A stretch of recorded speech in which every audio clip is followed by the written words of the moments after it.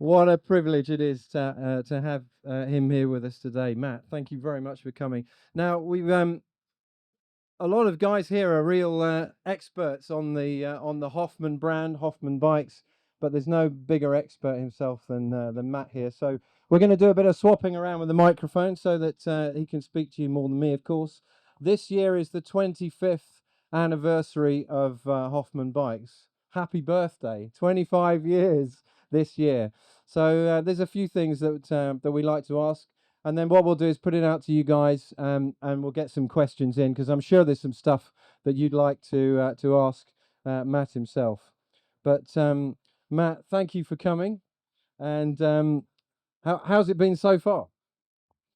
Oh man, it's been amazing, man. I was thinking you're gonna tell me to buckle up and put my seatbelts, put my tray table up, and everything.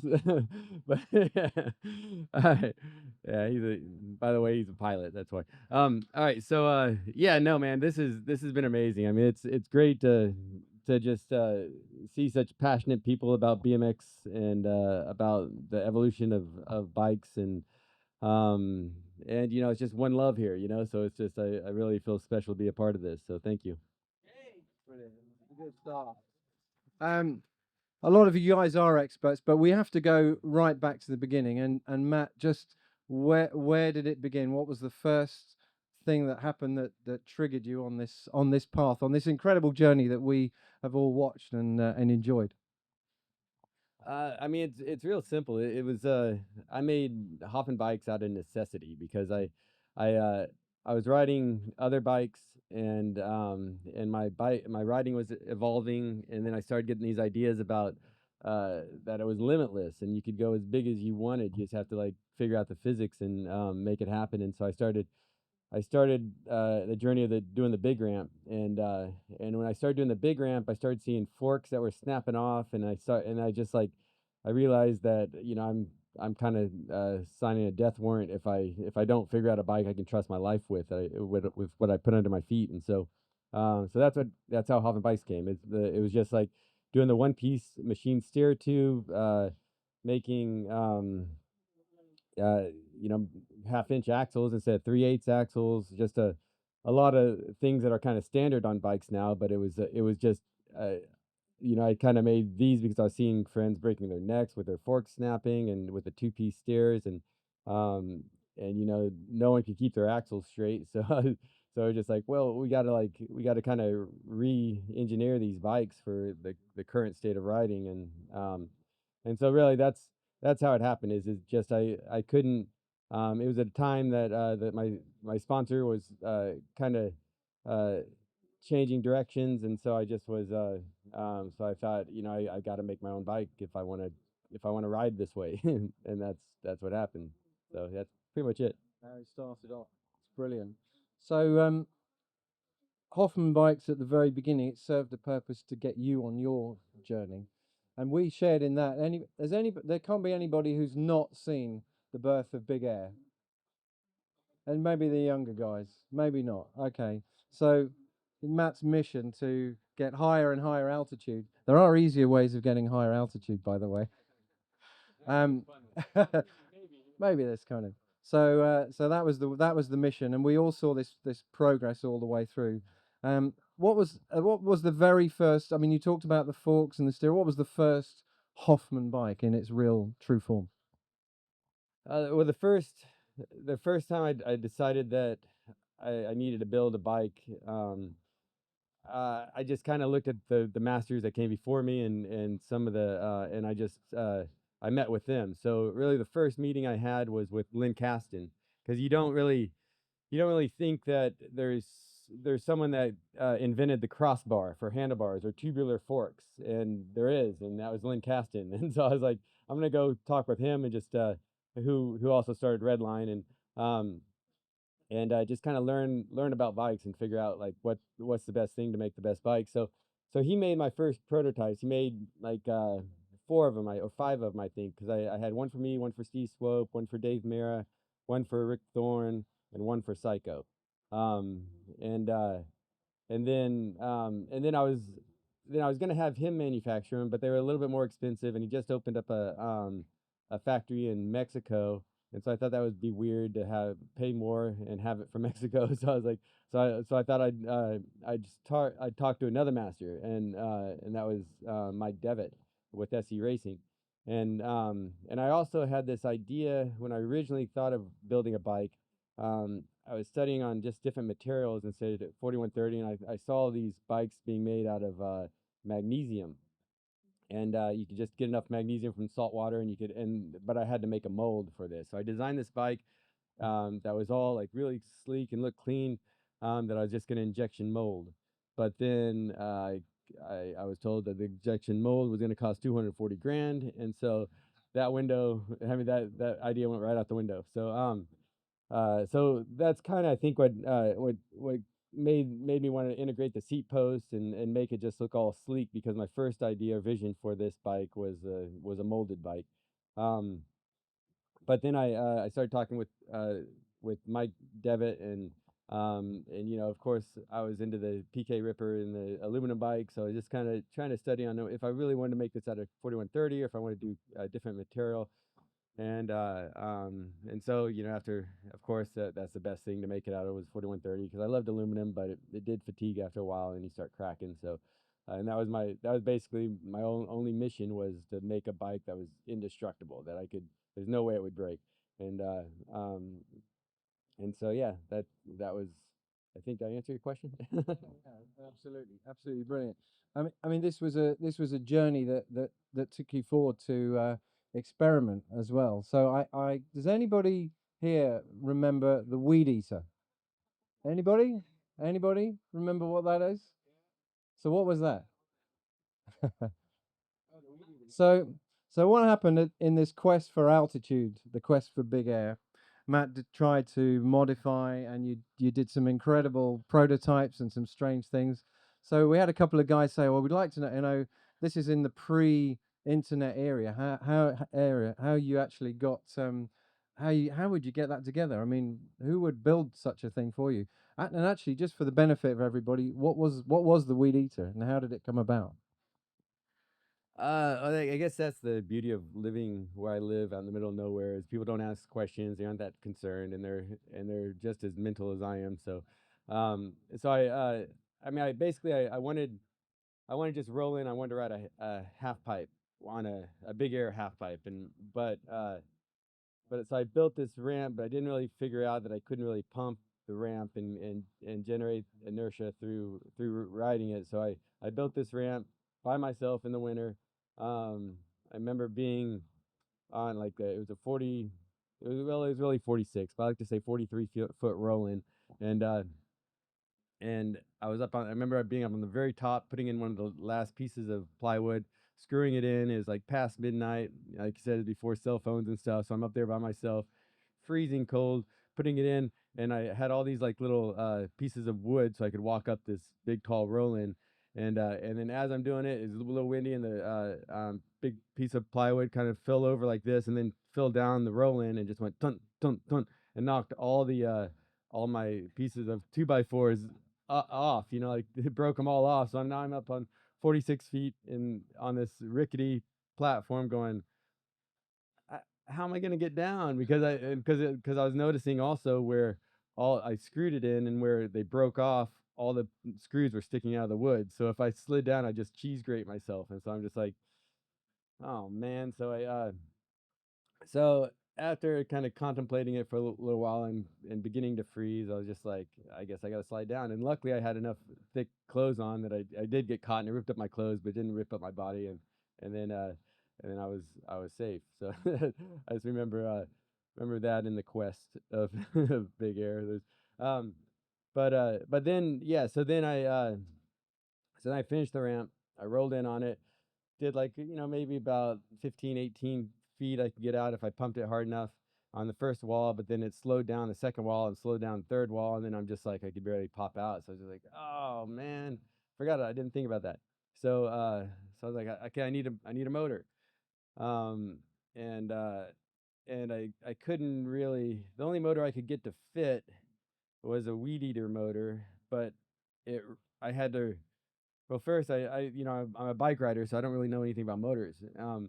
So so I just like brought it to a friend that I used to help. I used to race motorcycles, and I brought it to him and just kind of asked some questions with him, and he's like, "Well, this motor runs backwards. You got to reposition the points, and you got to make it run the other way." And I'm like, "Okay." So he did that, and then I brought it to another guy that I heard would just make anything, and so I had to figure out a way to attach it to my bike. So I got some. He attached it to my bike, but then it was time to like figure out the gearing, and since it ran at like 7,800 RPMs, I had to make like a I think like a 13 tooth front sprocket and a 122 tooth back sprocket. So then I end up uh, getting this back sprocket machine to where I could bolt it onto my freewheel. So then it was like my back sprocket was almost as big as my wheel, and so it was kind of a complicated problem, and it definitely was off centered, um, and uh, and I kind of sacrificed my spleen for that design, but kind of got to take the good with the bad. Why did it get you out? I could clear 20 on it, but um, it was pretty fast. I mean, I would just like I would basically just floor it down the roll in and just hold on, and but it was just if you could imagine a big like 20-pound engine hanging off the side of your bike, it wasn't the most controllable air. It was just like it was just I'm gonna will this to happen is about what that was about. Awesome. And I mean, with when you talk to extreme sports athletes, they describe a calmness when they're doing what they do, and I often think that actually adrenaline sports is the wrong phrase for what we watch and what we love and what we do, because it isn't always adrenaline pumped. How do you feel? How does it actually feel going through 26 to 27 feet just as the wind noise is reducing and then you're starting to come back down? I mean, do you find this? How do you approach that from a kind of a, I want to say like a spiritual point of view, or how do you come at it from an attitude? How do you prepare yourself for that? Yeah, well, when you're up there and you're looking down, you have two thoughts. One, it's like, wow, this is the most amazing experience ever, or it's like, oh crap, what am I gonna break this time? Am I gonna live through this? I'm dying, like it's either just bliss or it's just complete panic and fear. There's nothing in between.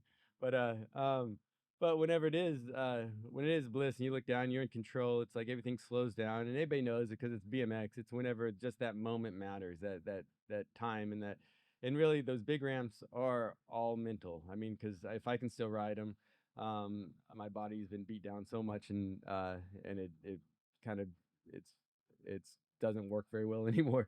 And I was riding it this last year, but it's all a mental game. So you do have to kind of uh, you have to you have to kind of I don't know what would be a good way to explain this. So you have to set yourself in make sure all your mental game is lined up before you roll in and just commit to it. And for me, I think why I'm able to manage these big ramps at such an being an old dude now and ride them is because I've been kind of cross training with some other disciplines, and um, one of them being uh, flying wingsuits. And when you ride big ramps, you're basically you create this ball of energy, and you can flow this energy and make it do some amazing things, or it'll kill you. So it's like, it's basically managing, it's creating this ball of energy like riding a ramp or anything is, but it's making it so big that it's just, you just have to figure out how to manage it and flow with it. But the thing with it is you can't control it. So you just have to become part of it. And you can't be in the front of it. Can't be in the back of it. You have to be right in the center. And when it moves, you have to move with it. And I think flying wingsuits is a lot real similar to that, because you have to grab the sky, and the sky is just going to throw you all around, and like you're in a dryer on high if you don't know how to like just kind of keep poised and turn your body into a wing and just manage it. And you can't control it. You just have to be a part of it.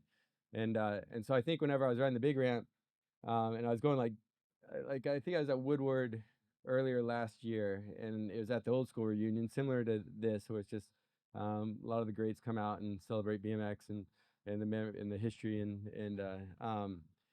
uh, and I was riding it, and I got like I was getting about 20 feet out of it, and I was like, man, this is so easy. I could go so big. I could go bigger, and I was like, okay, wait a minute.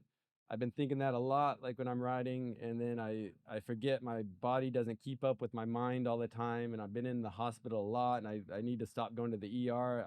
I'm gonna learn. I'm gonna walk away. I'm just gonna prove I can walk away and just think about this. So so I walked away, thought about it, kind of discussed it with my wife, my kids, and they were just looking at me like, "Dude, really? You got to do this again?" I was like, it's there. I feel it. It's part of me. I got if it doesn't come out this way, it's gonna come out another way, and I'm gonna get hurt either way. So so they're just like, I could tell. My wife was like, "God, I thought you were done with that one," but then I just kept thinking about it, and I was like, no, I just feel like it's in me. I can do it. So then at that point, Danny Way calls me, and he's like, hey, I just built this. Like, oh, I talked to him earlier in the year, and he was saying that, hey, I want to build this ramp so big and go so big on it that nobody ever wants to step to it again. And I was like, all right, yeah. I was like, well, he's like, and he was just kind of like, well, I just wanted to kind of pick your brain to see how to design it and what if you had any suggestions. And I learned with the big ramp, my first, you can't. I mean, we all learned BMX through trial and error, but when you ride those big ramps, you that it might be your last year. So I figured math was my test crash test dummy. So I just like learned some physics, and I talked to some physics majors, and I just was like, okay, this is the energy I want. This is what I want to do. How do I like what's my G's? I need to really figure out the flow and if my body can sustain this. And so I just told Danny, I was like, find a mathematician and some physics major and just discuss the energy you need to create to achieve your dream.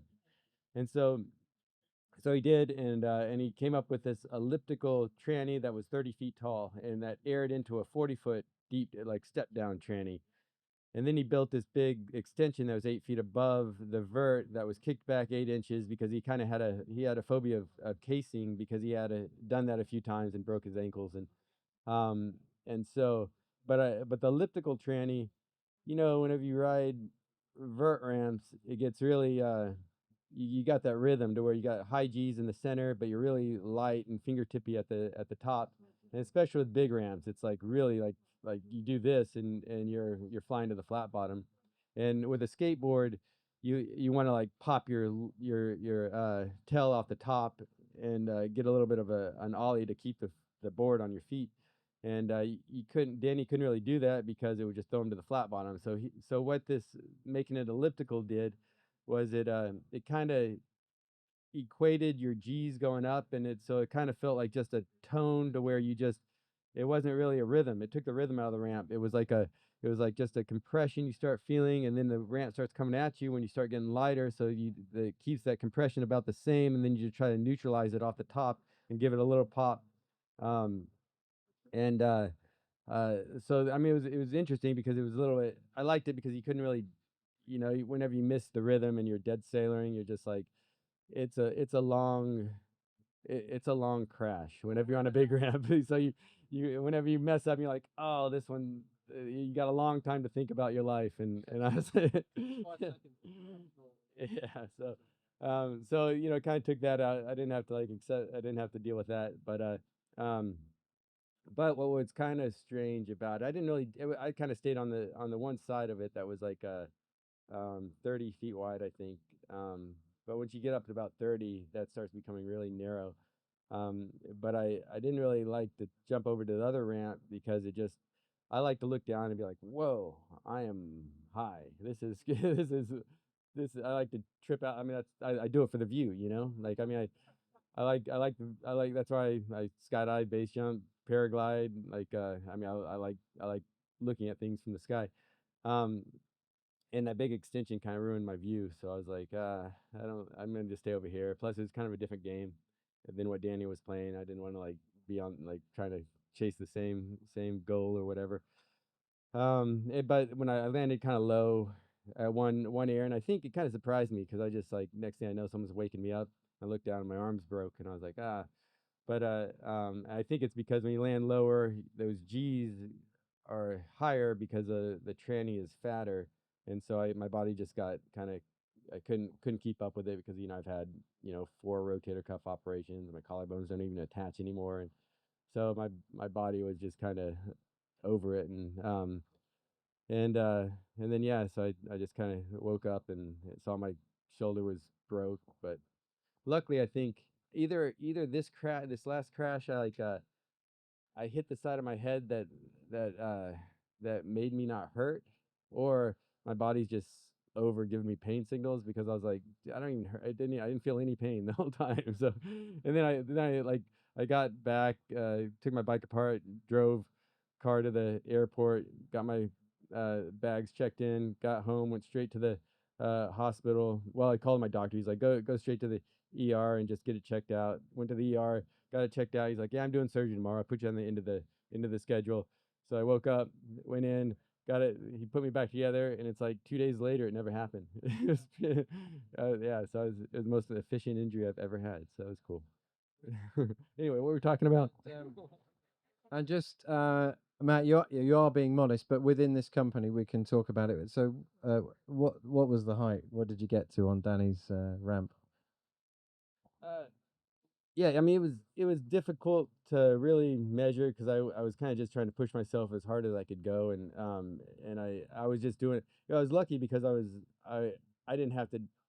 I was just kind of riding the coattails of Danny having to like do this show and pay for whatever production he had to put into building this ramp. So I just got to do this solely for my soul and my heart and not anything else. And when I do things like that, it has to be for myself because when you're risking it that bad, you can't. You have it has to be. It has to come from your heart, or it's just you. I don't know. I just can't get the power to do it. But oh, He's being very modest because it was Danny's ramp, but I've seen the photo and it's high. yeah, I mean, you can look at it in some ways, and it's about 30 feet. Other ways, it's about 28 feet. So it's hard to really say, but it was higher than I've ever gone, and that was my whole point of doing it. So instead of putting a number to it, I just was like, I'm gonna go bigger than I ever went, and so I went bigger than I ever went. So whatever it is. Um, but a lot of BMX passion here in the UK. And Matt, I'd like to ask you about because you've done a lot of trips around the world and done shows all over the competitions all over the world. But do you have any enduring memories from the UK specifically? What's a highlight of your time over here? Yeah, I think the greatest moment over here is I at Mansfield I did that demo on it was Simon Tabron's father's ramp that he built, which was an amazing ramp.